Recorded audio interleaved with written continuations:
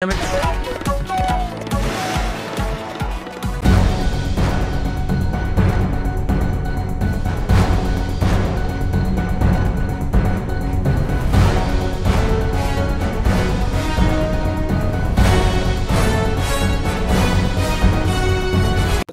आहे आणि हे तालुका राष्ट्रवादी काँग्रेसचे कार्यालय हे म्हणजे आमच्यासाठी अभिमानाची गोष्ट आहे आणि दोघंही कार्यालय मिळून चांगल्या पद्धतीने कार्य करणार आहे आणि चांगल्या पद्धतीने राष्ट्रवादी काँग्रेसचं संघटन पुढे आणखीन वेगाने वाढतील। याआधी सुद्धा राष्ट्रवादीची ताकद खूप मोठ्या प्रमाणात होती, एक आमदार निवडून गेलेला आहे। काय वाटते 2029च्या निवडणुकांमध्ये पुन्हा या ठिकाणी 2029 ही चर्चा आज करून काय फायदा नाही।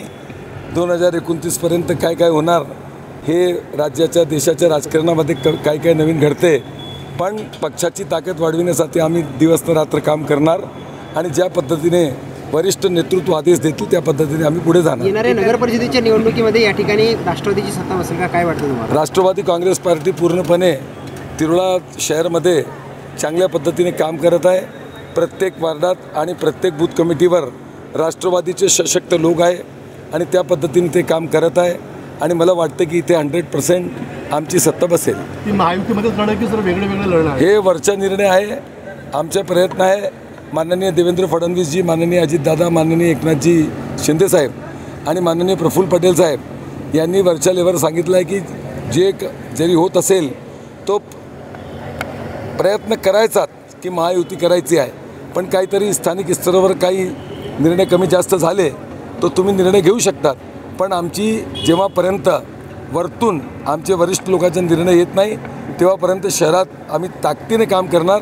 जिल्ह्याच्या प्रत्येक जिथे नगरपंचायतचं काम आहे तिथे ताकदीने काम पक्षाचं करणार। हे पक्षाच्या निर्णयावर डिपेंड आहे। आता आम्ही काय निर्णय नाही घेतला की वेगळा लढू की सोबत लड़ू। मेरे साथ यहाँ के राष्ट्रवादी के तालुका अध्यक्ष मौजूद है, क्या बताएंगे बालू भाऊ, आज ऑफिस का उद्घाटन किया गया? आज तिरोड़ा राष्ट्रवादी जनसंपर्क कार्यालय का उद्घाटन बड़े उत्साह से किया गया। इसका हेतु एक ही है कि क्षेत्र के जो गरीब लोग हैं, गरजू लोग हैं, वंचित है, पीड़ित है, शोषित है, शेतकरी है, शेतमजूर है, बेरोजगार है, इन लोगों के लिए न्याय मिलना चाहिए। इन लोगों की कुछ समस्या रहती है, तहसील की है, पंचायत समिति की है, SDO ऑफिस की है, अनेक ऐसे विभाग की है।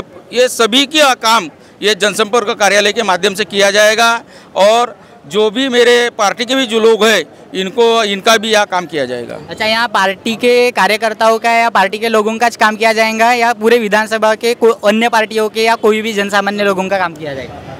ये जनसंपर्क कार्यालय पक्ष का है, लेकिन ये पक्ष के माध्यम से इस क्षेत्र के कोई भी पक्ष का व्यक्ति हो ये कार्यालय में आएगा और अपने काम जितने बताएंगा वो पूरे काम कोई भी पक्ष का रहे बड़े ताकत से किए जाएंगे और उनका काम होने का 100% प्रयास किया जाएगा, ये मेरी अपेक्षा है।